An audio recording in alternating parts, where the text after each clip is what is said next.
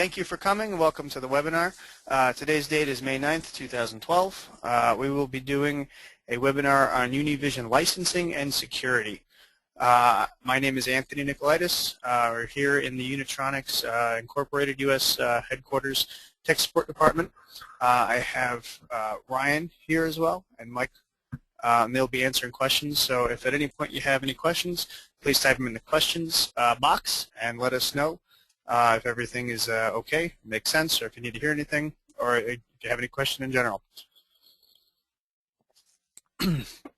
So again, we'll be going over UniVision licensing, which is an application, a utility we have for free download from our download page. And we'll be talking about other security-related functions that are built into VisualLogic and the controller.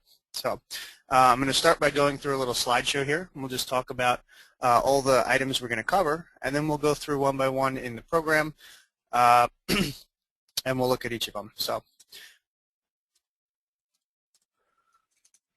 my slide here. Okay, so we're going to be covering the UniVision licensing application, as I mentioned.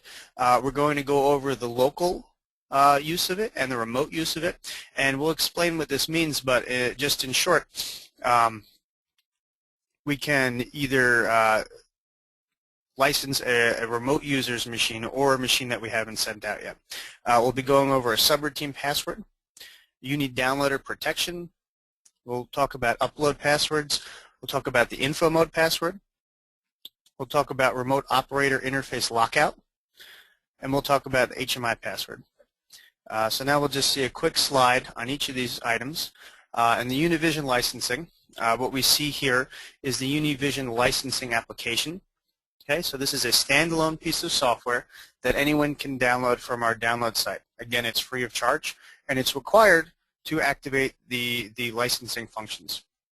It's paired with a function block in VisualLogic, and we'll look at the program that uses this. We'll go over the example, and it will be included at the bottom of this page for a download. So all the example programs we see will be available here. We're going to go over again using it locally, meaning licensing an application on a controller we have in-house, maybe on our desk or in our plant or facility, and also going over how to remotely license an application.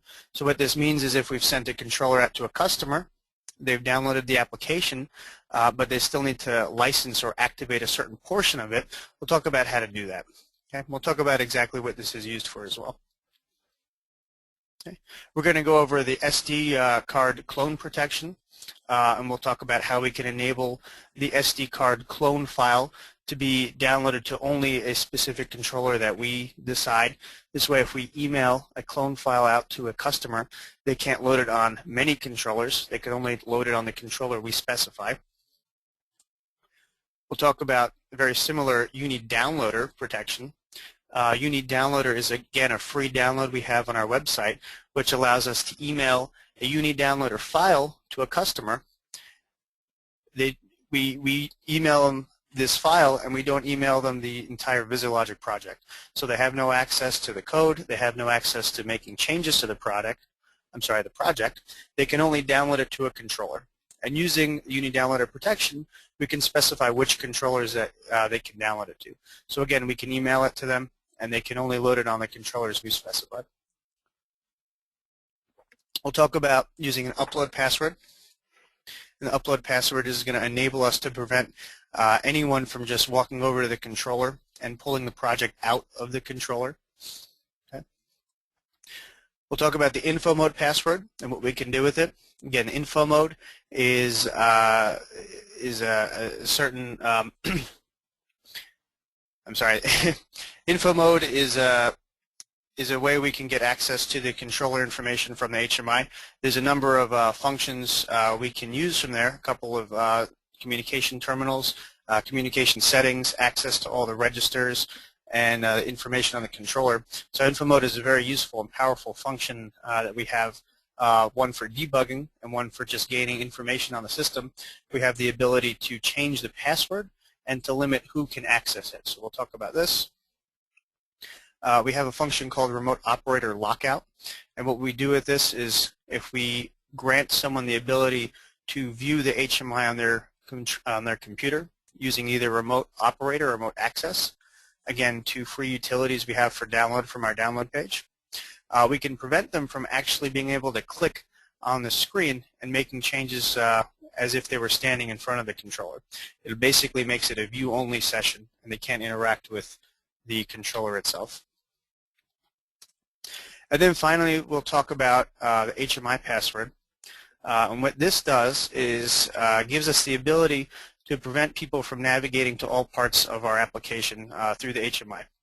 We can build different user levels and access functions. And basically, what we're going to talk about is a simple example where we put some communication configuration behind an HMI password.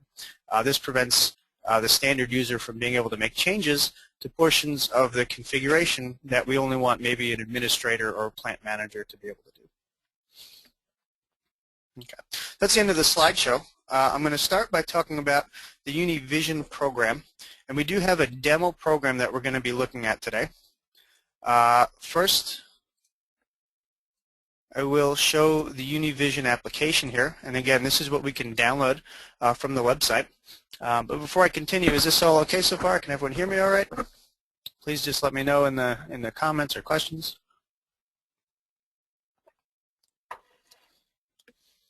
Yeah, I don't see anything yet. Is everyone okay? Guess I can take that as an okay, right? Yeah, okay. Thank you, Bruce. Okay. So the UniVision licensing program we see here, you'll notice that it's the standard look and configuration of most of our new applications.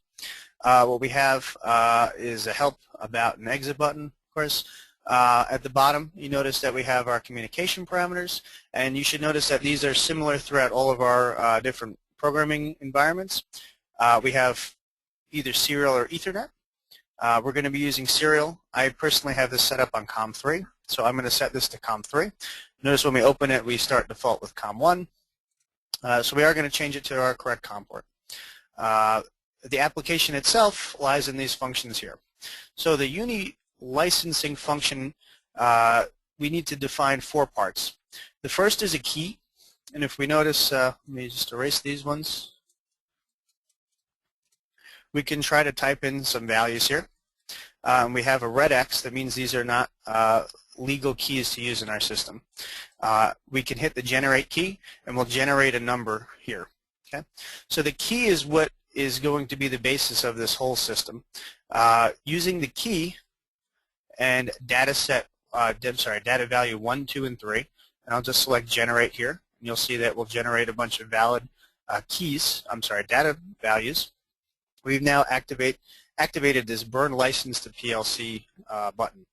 So what we're doing here is burning a specific set of values into a hidden and encrypted section in the controller's memory that no one has access to. And the only way we can write to it is with this utility, this UniVision licensing utility. Using these values, we're going to write a program with the UniVision licensing function block, which is a function block in VisiLogic, to enable certain portions of our project.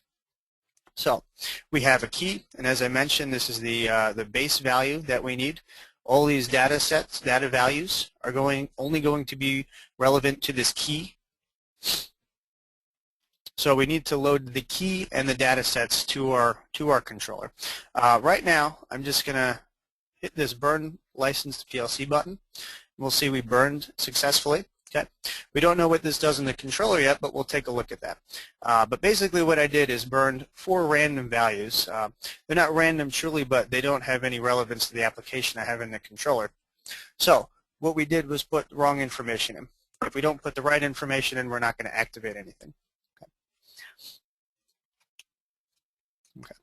Okay. We'll come back and look at these other 2 functions, but just to point them out, we have the customer get license and the program generate for customer. This is how we will do our remote activating of our license sections. And we'll take a look at these after we look at the application. But for right now, we're going to deal with the key, data 1, 2, and 3. And again, data 1, 2, and 3 gives us 3 separate options for portions of an application we want to license. Okay, so you can think of it as activating 3 separate functions in the controller, or 3 separate modules. Okay. Let's go to VisiLogic. Okay. And what I have here is our licensing demo application. Now you notice first off there's a bunch of subroutines here, and if we haven't seen these little icons here before, the first part I want to talk about is the functionality we have that's called a locked subroutine. We have the ability to enter a password and disable access to a number of subroutines. Now what does this allow us to do? This allows us to send a user a program but not give them the ability to view what's behind these subroutines. We'll take a scroll through the main here and we'll just see that there is nothing in this main aside from this run protected main subroutine. Okay. And we should be familiar with this. It's a subroutine call. We have this function here called subroutine. When I click now on protected main, you notice that I have to enter a ladder protection, enter ladder password. Okay. If I'm a standard user who we've supplied this program to, I'm not going to supply them with a password because this is the way that we're going to prevent them from gaining access to the data, the key, and the data 1, 2, 3 values that we've generated.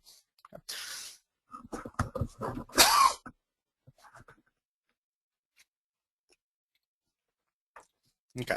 For the purposes of this demonstration and this example, we have included the keys we use here in the notes and also the ladder password.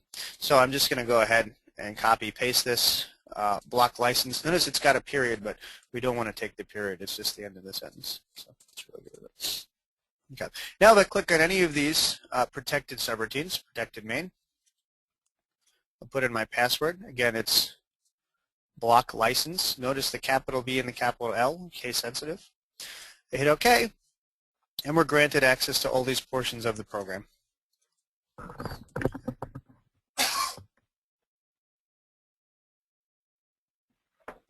Okay.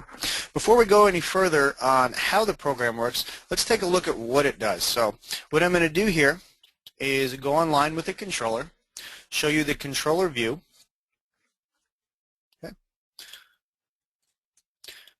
And again, this icon here is our remote access, so I'm going to be using it to pull up the controller view.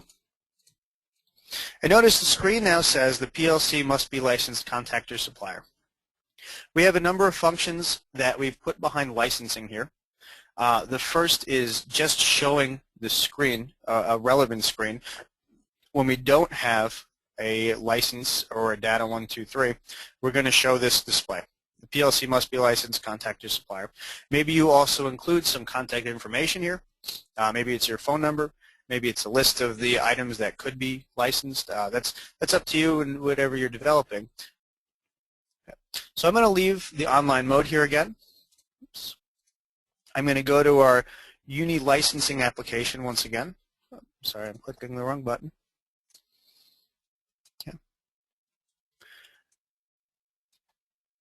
And notice we have, again, the key field, data 1, 2, and 3.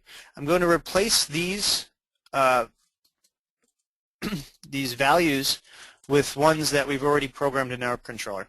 So I'm going to go again to our note in our main, and notice that we've given you all the information we use here, the key, and I'll copy and paste this. And again, these would be values that we've determined and we've saved. We've only put them in the notes like this for demonstration purposes. So I'll put the main key in, and again, the rest of the data is going to be relevant to this main key. So we do need to include the main key as a base start for everything we do. Okay.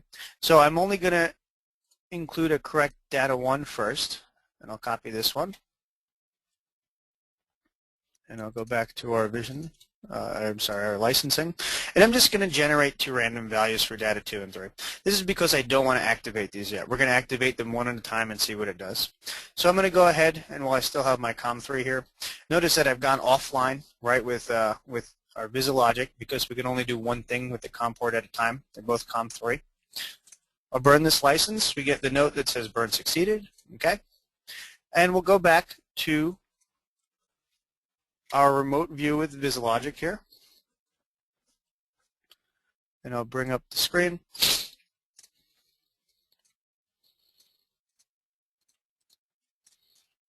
And notice what we have now. A message that says license is authorized. And we have two other fields here.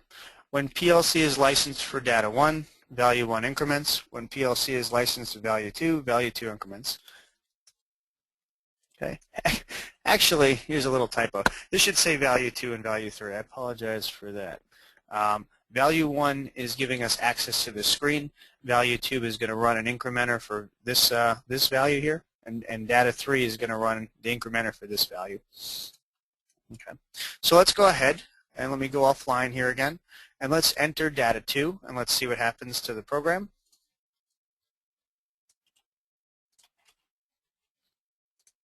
Okay, so I'll put the correct data 2 in here.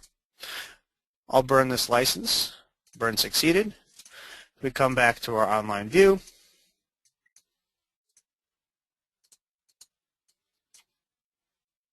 And notice that the value is now incrementing.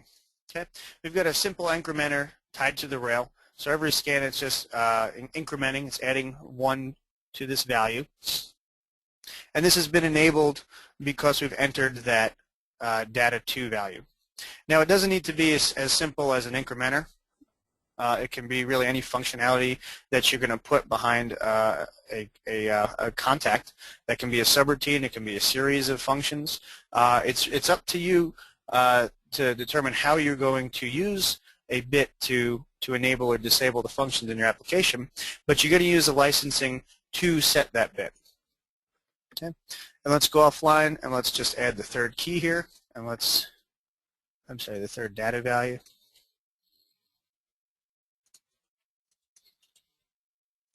Okay, we'll burn this. Burn succeeded, and now let's go online one more time, and I think we can guess what's going to happen here. We now have the value 2 is incrementing as well.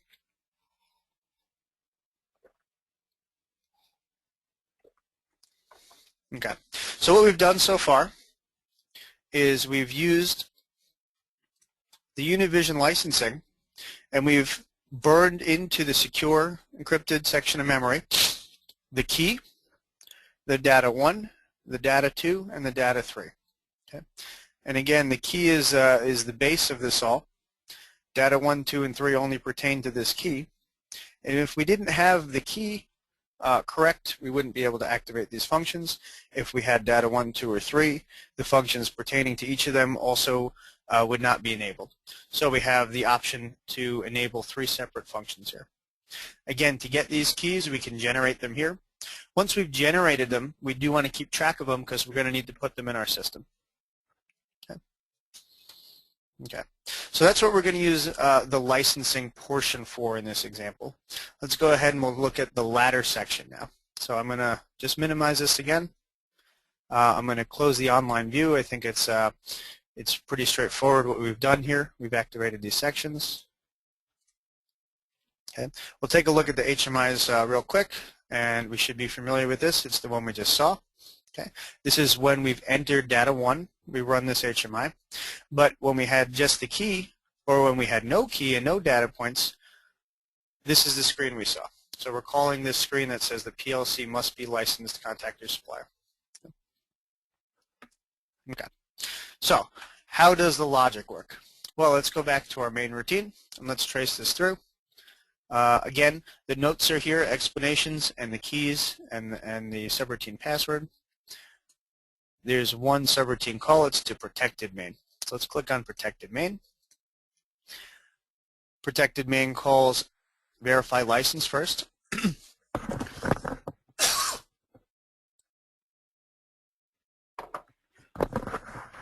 And again, these are just subroutine calls we see here.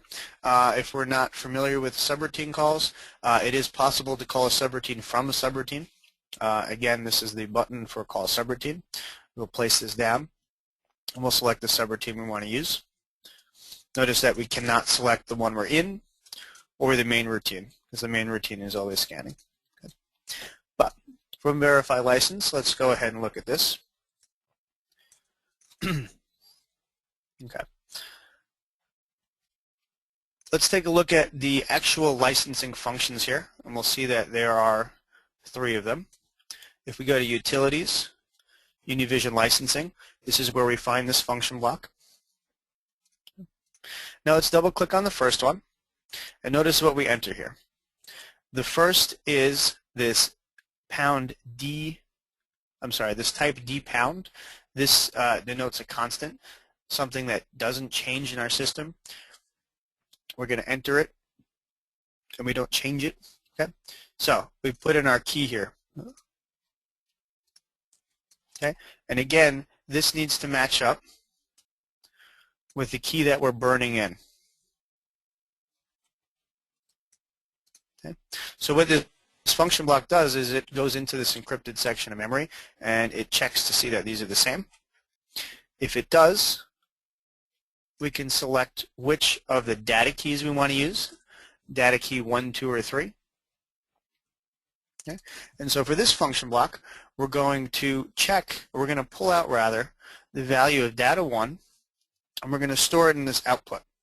And in this case, the output is in a double word. If we remember a double word, it's a 32-bit unsigned register. So we can have up to 10 digits, up to 4 billion about, as a value in this double word. Okay. So this function block is going to pull out data 1, store it in DW0, and we're going to run a compare to the data 1 value we have. Again, I'll just pull up the licensing, and we'll see that this is the same here, data 1 and data 1.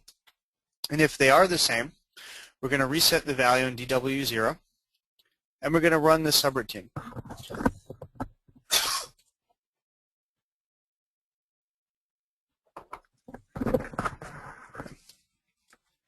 So, important thing to note here, we're running a compare statement with the data value here, and we have the key in this other UniVision licensing function block. These are the important pieces of information. Now, in the example, we've put these in a note in the main. Okay? This is not hidden or protected. In practice, we have this verify license subroutine behind the password. We're not going to supply this password to anyone. This is how we're protecting these values. Okay? You notice also that we've pulled out this value into DW0. We've then immediately reset it and then performed our function. So each scan, we're going to check that we still have this value in the controller burned into the flash. We're going to pull it out and do a compare, and then we're going to reset DW0. And this way, no one can go online with the controller and pull out this value, because by the end of the scan, it's been reset. No one can go into info mode and recover this value DW0.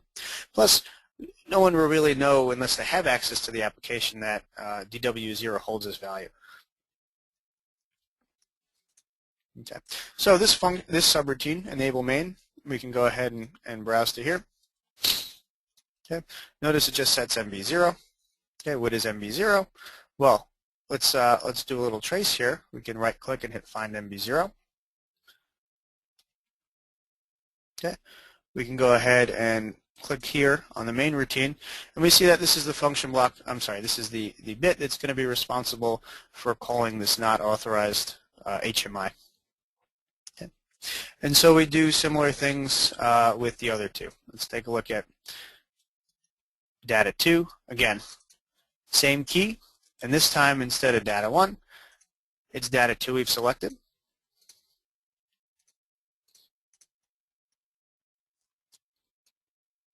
Okay. If we look at our licensing application, we see that we have data 2 here, matches data 2 here. Oops, I shouldn't have closed that.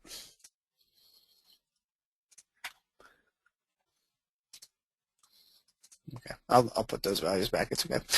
So this function is going to enable the subroutine enable 1. If we look at enable 1, we see it sets MB2. Okay, what does MB2 do? We see it runs this function, the subroutine, for incrementing 1. So we'll just click here too and browse to it, and it's just an incrementer function block.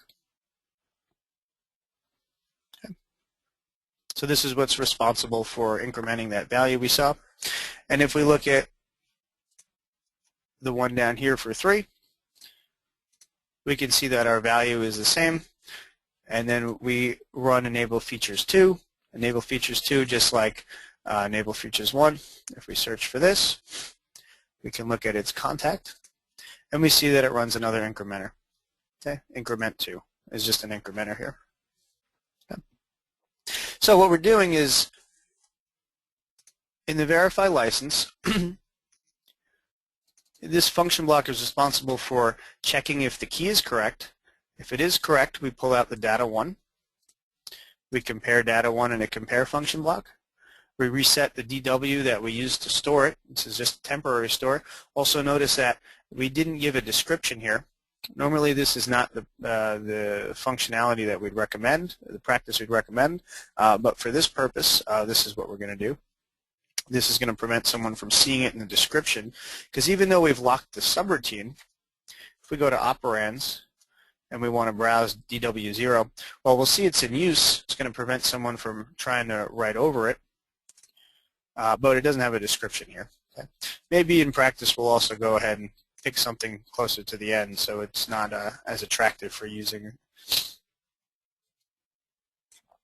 Okay. And then again, we're going to call another subroutine to do our function. Okay. So this is how the ladder section works. We're just going to use it to activate a function call. The function call is going to hold whatever specific licensed functionality we want to grant or give to a user. Again, maybe they have paid for an upgrade of service. They paid for an upgrade of service. Now they can enter the data key and burn it into the controller. And now they've got another portion of functionality of their application. So maybe there are different modules that you have programmed into the controller, but they're only active if they've been activated with the Uni license. Okay. Maybe you've mailed them a new controller and you've given them the program to download, but they still need to activate these functions before they're going to be active. So with those scenarios, it's a little different. Give me 1 second to just put our keys back. Actually, what I'm going to do again is just burn random values into the controller. Oh, and I apologize, I closed this, but I didn't change the COM, so it's going to yell at me.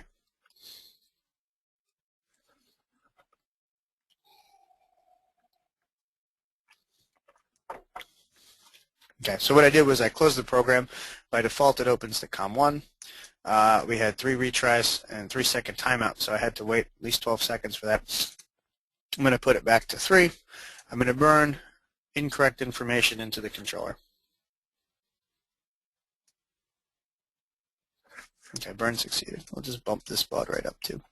Let's just go real quick and look at online view. What do you think the screen's going to look like now that it has wrong information in it?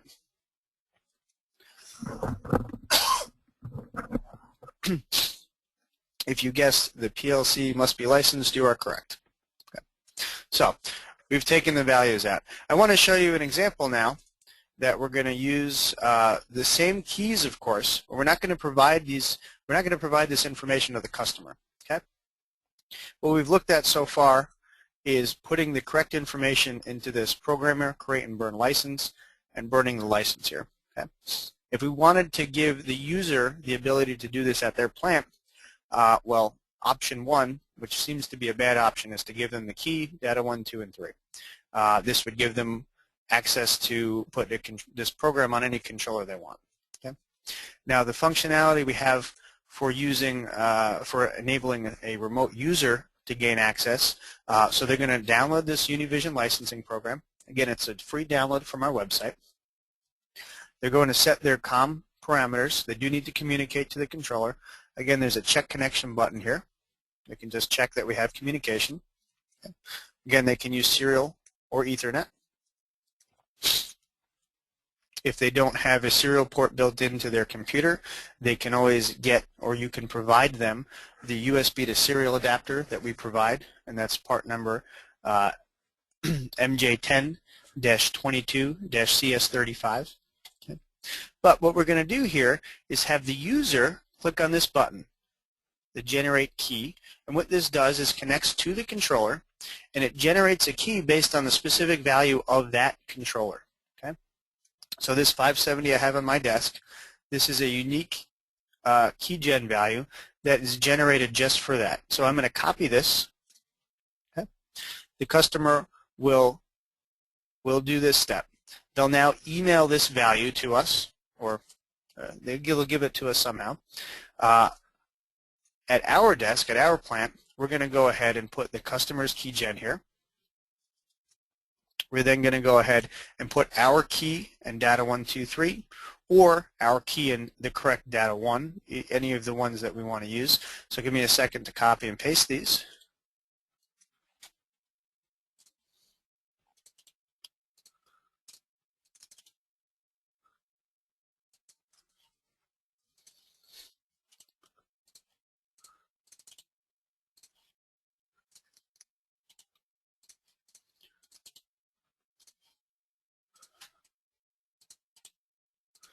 Okay, so we've entered now the key gen. Again, this is the key gen that is only relevant to the specific controller that they just connected to. If they have 5 controllers and they're all running the same program, they're going to need to give us the key gen for all 5 controllers. Okay, so I put the key gen in, I put the correct key, data 1, 2, 3. I hit our generate license button here, and I can copy this. Notice that there's a copy value to clipboard button. I now email the customer back this customer license value that we've generated here. I paste it here. I hit send to license. Burn succeeded. Okay. And now I've burned those values into the controller. If I go ahead and we'll go back online in VisiLogic here and show the screen of our controller, we see that the key, data 1, data 2, and data 3 have all been burned in correctly. I'm sorry, they have burned into the controller correctly, not incorrectly. So these are the steps we're going to use to remotely activate the functions in a user's controller. Again, scenario is that we could have provided them with the correct program, but we are not going to provide them with the information to run from this screen. This is a screen that only us in the plant or in development should have, or should be using rather. This information is going to be not provided to the customer. The customer is going to connect to their specific controller, generate their key. We, at our desk, are going to put in their key gen, the right data. We're going to generate the license, email the license back to the customer, and they can burn it into the controller themselves. So each of these scenarios does deal with the user and us at our desk having the UniVision licensing program. So all of the UniVision licensing functionality does revolve around connecting to the controller and using this application. Okay? Again, the application is a free download, and we do want to keep track ourselves of the key and data values that are in our program. We don't want to give them to the user, but we do have the ability, and in this case the necessity, to use the HMI ladder password. Okay. And again, if we didn't mention that, we have a function here. If we didn't have a password already set, it would say enable ladder password, but in this case the only option I have is to delete the password. Okay. So you'll click on this and you'll enter your password. When you right click on a subroutine, you can either add or remove the ladder password. Now you might add the password and ask why doesn't it work right away. When you set a ladder password, you do have to close and open VisiLogic again for it to take effect. When I close VisiLogic and I open it again, I won't be able to access any of these without typing in the password again. So while we're talking about passwords, I just do need to point out again the passwords, the data keys, any of these values, they are things that you need to hold on to and make sure that they're secure.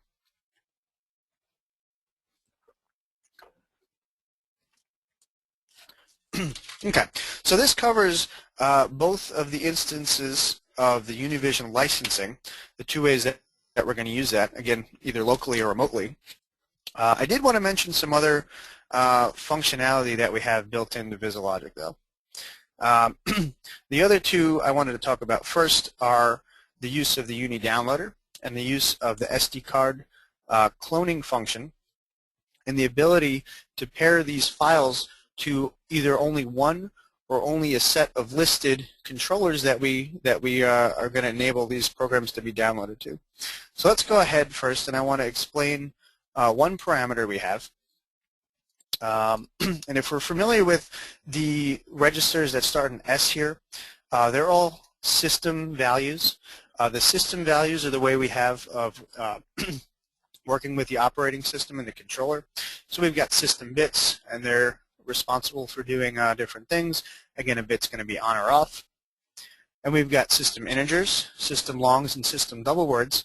And these registers can hold some values. So instead of on or off, we can have a value in here. Having a value allows us to do more things. But the one that I want to point out specifically here is system double word 9. If we can read this, the description here says unique PLC ID number, all visions. So each of our vision controllers has a specific and unique system double word 9. And this is the PLC ID number. Okay. So if I have 5 V570s, for instance, I'm going to have 5 different PLC ID numbers. Okay. So one of the things we can do with this unique PLC ID number is create an application file that can only be loaded to a controller that has the same PLC ID number. So if I take this and I copy it here, we notice that if I want to change it, right, I'll put in 3. I can't write over this. Okay? So this value doesn't change. It's burned into the system, and it's, for the life of the controller, always going to be the same value. And no two will be alike. Okay. So again, having this piece of information, let me just make sure I have it in my clipboard. I can do a couple things, and we're gonna look at 2 specifically here. So I don't want to get into talking about the clone file too much, but I do want to show. By the way, we do have a webinar on SD cards, and we talk about that a little bit there. But if I click on Create Project Files, notice that we have a couple options. First is a clone, then there's a VDF, DVI, URA, and URC. These are all different extensions we have. And when we click here, we can see what they pertain to. So the first is a clone file. A clone file allows us to take the operating system, the program, meaning the VLP, the VisiLogic program, even the data table, the SD card password, and create, in the case of the V570, a .c57. This file, this file will enable us to download a project to the controller and download the right operating system and download the right data table. Okay, and any other settings we have. Now, again, the thing I need to point out is this does not also include the boot and the bin file, and these are 2 items that we need to make sure match the operating system file. Okay. When we look at the UniDownloader file, those we can load the boot, the bin, and the operating system file. So those we can make sure we have no mismatch. So the clone file has its own caveats, but let's go ahead and click here. And notice that we have an option to create PLC, or include rather, PLC unique ID.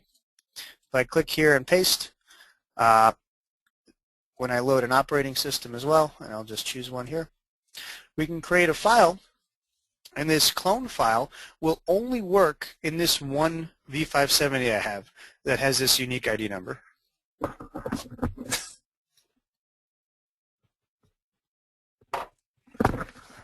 Okay, so if we are creating a program change for a customer, and they say they have they're out in the field, they can't get a laptop out there or something, and they want to load a file from the SD card, we can include, of course, the SD card password, and I'll just put SD in here.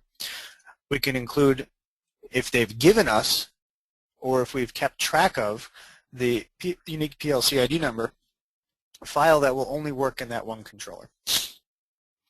Again, I need to point out that this does not include the boot or the bin file, and if we create a situation where the boot, the bin, and the OS are not in matching versions, we will create other problems, and the controller won't work. So this needs to be reserved for when we have all this relevant information. The other option we have is the downloader file, and I'm going to All right, I'm going to go ahead and create a downloader file here. Okay, and I just need to save it somewhere. Of course, the project needs to get built first. So creating a downloader file is a two-part operation. The first thing we're going to create in the case of the color vision controllers, the enhanced models, is this VDF file.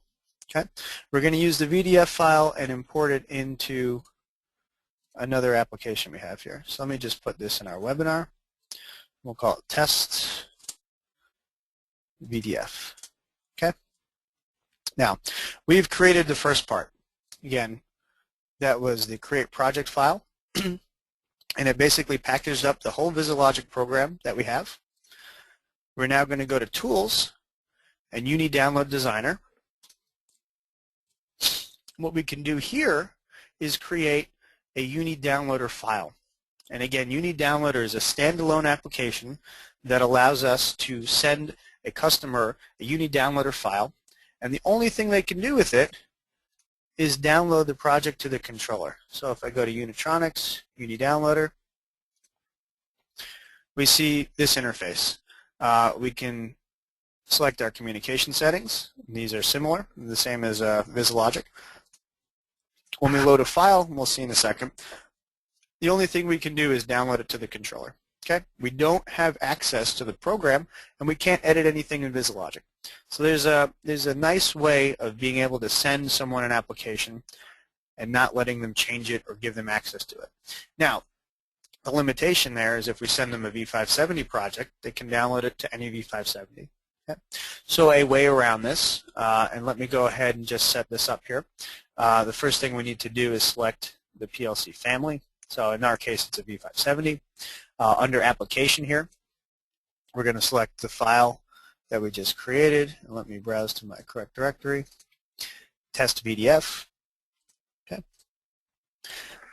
Now I mentioned the bin, the boot, and the OS. These are system files that pertain to the controller.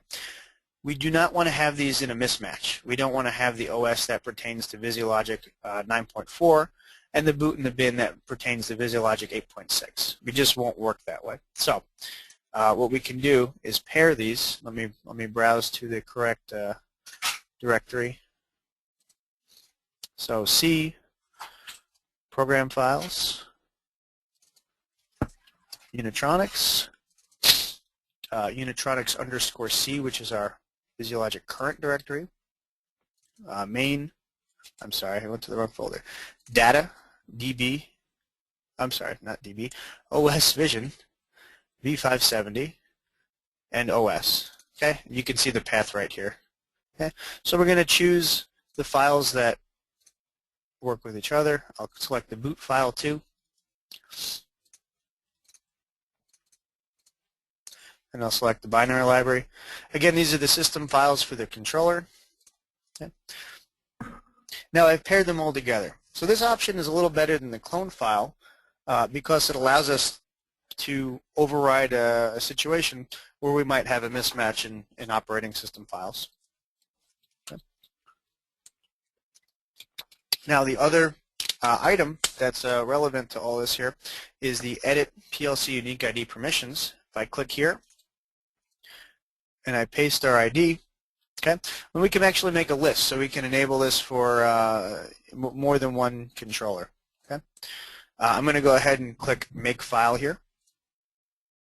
Oh, okay, I'm sorry, I'm going too quickly. Do note that at the bottom here, we have a parameter that says After Download. It was set to do nothing, but if you've ever reinstalled an operating system on a controller, which is what this is going to do, because we paired it with an OS, bin, and boot, you know that we at least have to reset the controller. So I'll select Reset. One item I can point out too is if you really want to be a little more controlling of your customers and you don't trust their judgment to get their communication parameters set, you can force their communication parameters. If you know you set up their COM port on COM5 and it needs to be at 115200, you can go ahead and set that. Okay? We're not going to select that at the moment, but you can. You can also synchronize the clock. You can download the data table If you, depending on data table information that comes from the controller, this is important. Okay, so we'll make the file, and I'll save it in the same webinar folder I have here. Save. Okay. Okay. And if I browse to our folder there, we notice we have this file. Now I'm going to close the Uni Downloader, and I'll just click here. I notice it opened it up in Uni Downloader, and it gave us a list of the items that it's going to do. It's going to install the bin, the boot, the OS, and the application. Okay. Since we didn't force the COM parameters, we can still change this on our local system, make sure it works. Okay. So we've just created a Uni Downloader file. I can email this file here to a customer. They will not be able to download it to anything else but the controllers we've listed in that in when we created it. Okay? And again, the value that we're talking about is our system double word 9. It is the unique PLC ID number for each controller.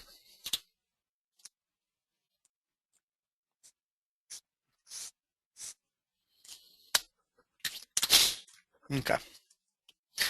So we have a couple more items that we can talk about here. Let's talk about the upload password now. You notice that when you go to connection and download, you have 4 separate options.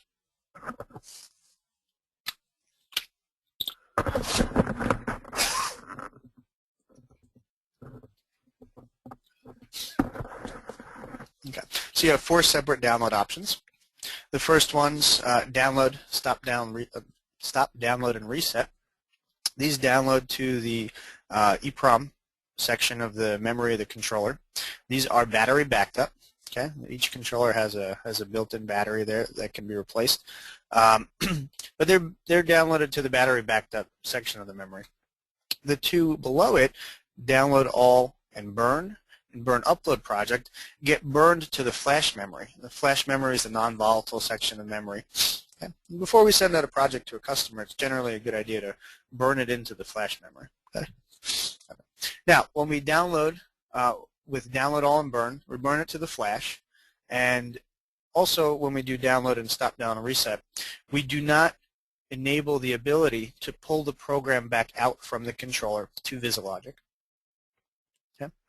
So if there is ever a time where we want the project to be able to be taken out of the controller and brought back into VisiLogic, maybe for an edit, maybe just to just have a backup of the program in one more place. But I should stop and say here is that it's always a good idea to back up your programs and information and not rely specifically on the controller, but you should always back up your work there. But in order to give this ability, the only way to do it is by selecting the Burn Upload project. And what I'm talking about now is relevant to all the Enhanced Vision series controllers, V130, 350, 570, 560, 1040, 1210. Okay. So let's go ahead and click Project and Properties. You notice that in this first tab, we have the password protected upload.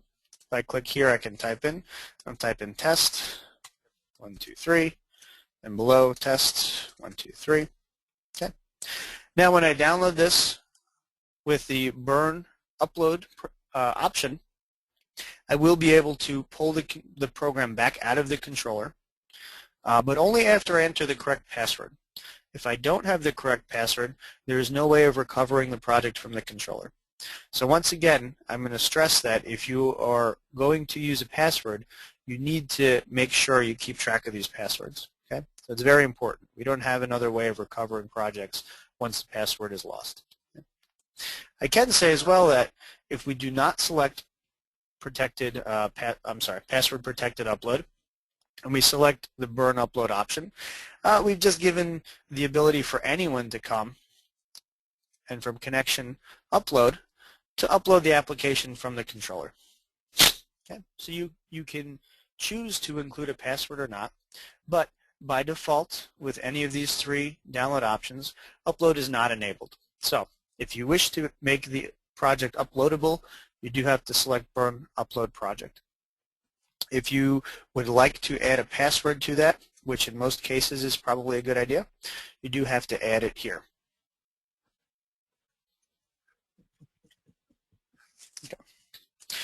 Okay, so that's the upload password.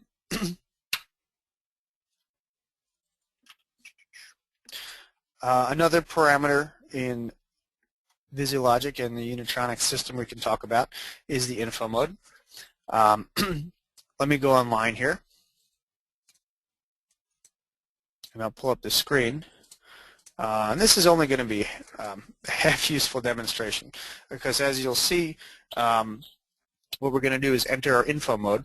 So what I do is hold my finger down on the screen for about 5 seconds, and we'll see another screen come up. I can't show you because info mode is not supported in online test mode, but most of you should be familiar with this, and if you're not, just go ahead. If you have a touch screen controller, hold your finger down on the screen. If you have a V130, hold your finger down on the I key or 120. What you're going to be prompted here with is a button that says enter password. Okay. By default, the password for all of our Unitronics controllers is 1111. Okay, so that's not a secret, it's in our documentation. But you have the ability to change two things. The first is the amount of time it takes to enter info mode. So as you saw, it took about 5 seconds. If you have users who are a little lazy and hang on the controller, someone might give you a call and say, I don't know what's going on, I'm pressing buttons, and all of a sudden it jumps to this screen that asks me to enter a password. They've probably leaned or rested on the controller for at least 5 seconds and entered the info mode.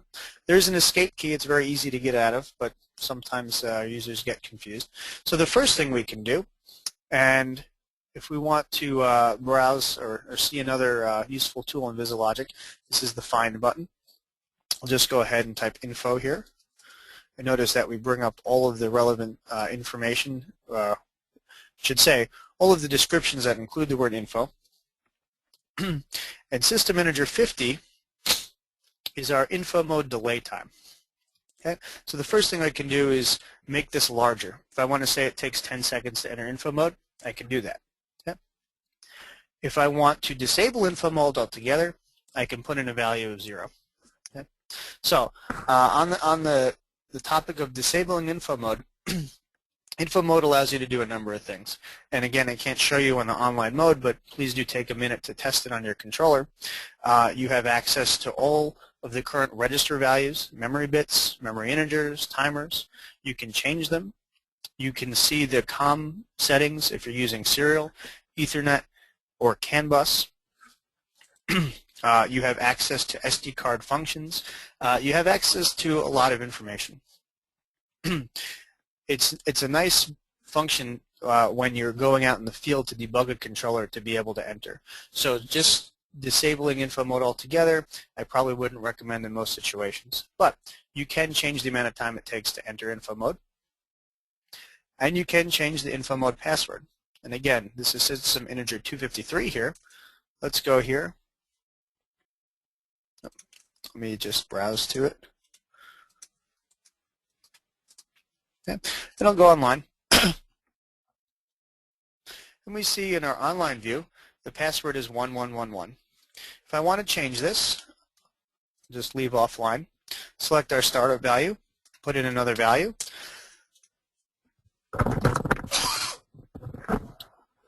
When I download this to the controller, next time it starts up, the password will not be 1111. It'll be 2222. This is useful just to be able to change the info mode for us. Okay. There's another system bit I can point out that it's also useful. Let me just search here. Again, I like to use the search because if you don't remember exactly what the bit is, and I do, we're going to be finding system bit 140, but we can type in the part of the description that we remember, and it can help us find the register. And this works not only for system bits, but for all the registers in the controller. So now we have system bit 140. What system bit 140 does is allow us to allow someone to connect with remote access to the controller. but it doesn't allow them to interface with the controller itself. So if you had a situation where you have a user screen and you can click and you can change the temperature setting on an oven, and you can do this when you're standing at the controller. If you want someone to be able to monitor the set points, but then actually be able to edit them from a remote session like Remote Operator, which again is a free download from our download site, you can set system bit 140 and it will disable anyone from being able to access or change the controller from the HMI. So it's a nice function. Okay. So I have one more item left to talk about, and for it I'm just going to go ahead and create a new screen. I'm sorry, a new project. So just bear with me 1 second, please. Okay, and again, I am using a V570, so that's all good. So what we're going to do here is create a very quick and simple example, but it will display how powerful the password functionality is. So what I want to do is create two screens. We're going to call one the main screen, and actually we're just going to leave it here. And I'll create one more display, and I'll call it the config. Okay. We'll go ahead and we'll put a piece of text on each just so we know where we are. We'll call this the main. And we'll call this one the config. Okay. So I'm setting us up to have two separate pages. The config is going to have a temperature set point. It can be anything we want, but I'm just going to make a keypad entry for temp set point. Okay. And of course we're going to select keypad entry here to make sure that we can change it from the HMI. Okay. Good. We'll just make this look a little nicer. Okay. So our config page holds this value, okay? But maybe we're in a situation where we don't want just anyone to be able to walk up, browse to the config page, and change the value in the temperature. Okay? So from our start page, our main page, I'm going to include a password variable. Okay? So if we see under numeric, we have this little hash sign or pound sign. This is the password variable. I'm going to go ahead and drag this out here. Okay. Now, we have a couple of different options here. If we click on link, we'll see that we can either select a direct, and notice that this says this is a constant. Okay. I'm sorry. We have constant selector right now. So I can type in a value here under constant. We'll say 1234. Okay. This is going to make the password 1234. If I hit OK, we notice that the min and max are both set to 1234.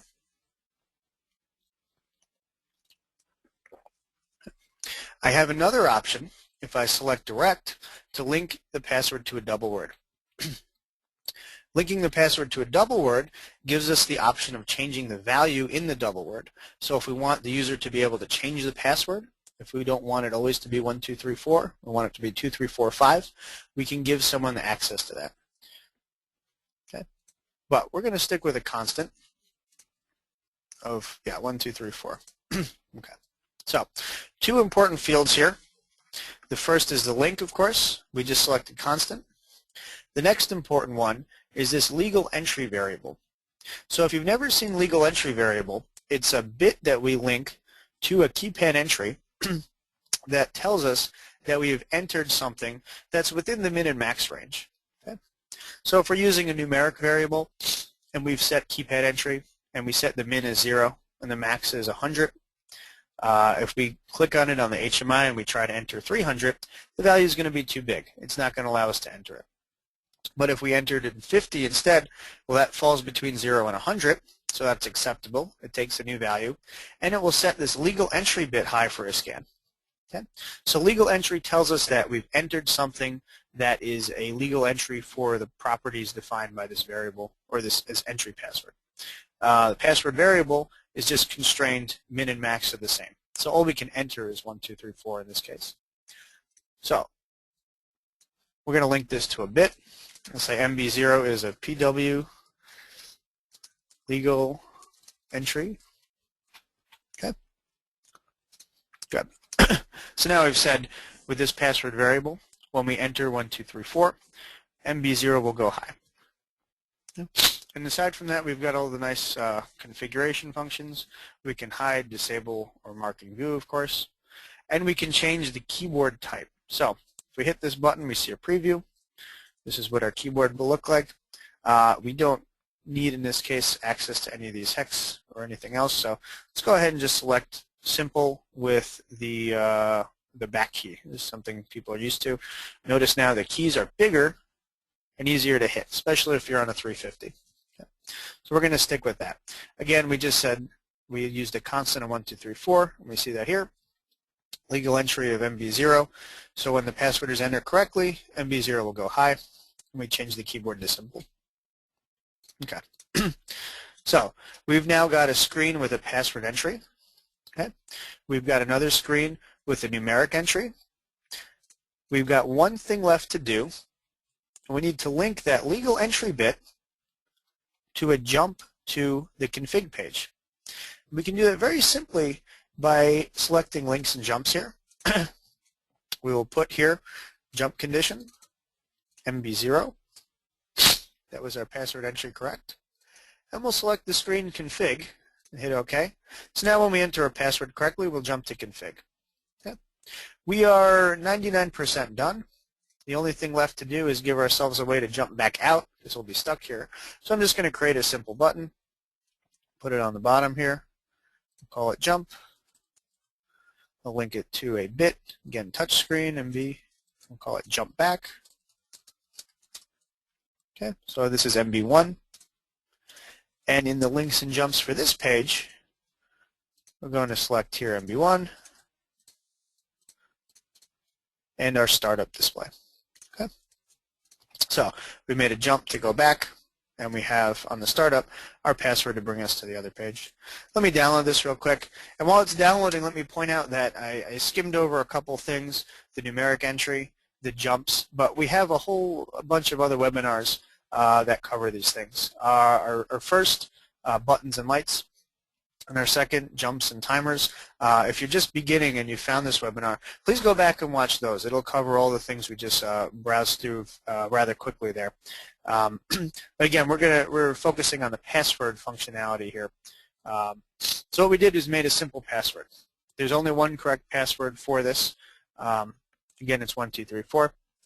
Let me go online and bring up the controller view so we can all see. Okay, so we're on our main page. I'm going to go ahead and click here. Notice we're bringing up a keypad. I'm going to type in something that's wrong.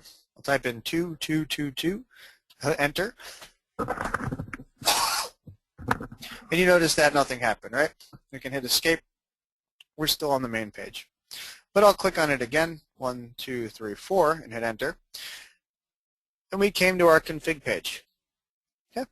So now, assuming that the only person who had the password was the administrator or the manager, we're in the administrator or manager page. This numeric entry here I click on signifies some kind of temperature set point. We'll put in 34. Okay. We've edited our set point, and we can hit the jump button and escape. Okay. So this is about as simple as a password example as we can make up, but I think it shows well the functionality that you can achieve. Okay. Maybe on the other end of this main page, we have the IP configuration, the PLC name, and the socket information. So if we want to change the IP of the controller on the network and the socket, the port that the socket is listening on, and the PLC name, we can do that from here. If we want to change the CAN bus unit ID, if we want to change any series of set points, if we want to edit something from the data table, all of these things can be done from the HMI. And they can all be they can all be blocked from having general user access. Okay. While I'm talking about this as well, I can mention that we do have a nice article written by one of our users in our blog section where he's created multi-user level support with different passwords. So it's really cool functionality he's achieved there. And I'll put it as a link in the notes at the bottom of this webinar. So when you see right below where this video is, you should see that link there. Okay. One other thing I can point out with this is that aside from just numerical password, we have a password which is based on ASCII strings, so it allows us to enter a password that is a string instead of just numbers. Okay? The functionality is similar. Okay, and that's all I have to say right now. If there are any questions, please ask them. We'll keep this open for another few minutes. Again, I'd like to say thank you for coming, and I hope everyone learned something useful that they can take into their applications. Again, if you have recommendations or requests or something you'd like to see, please do send them to us. We're always looking for more topics to cover, not only for webinars, but to put in our webinar library. And please do check out our webinar library. There are a number of videos, and we are just getting a couple other up that we've had waiting. So please do check them out. And also check out our forum and sign up for that. We do have a multinational, I should say, forum base, and the more people we have on it, the more interesting and the more useful it is. So if you have questions, please post them there. If it's about a question of maybe something someone has done with a controller that we don't know or can't answer, a lot of times our users on the forum can be very helpful in that. And aside from that, again, thank you for coming, and I'll just keep this open for questions. All right, thank you very much. Have a good day.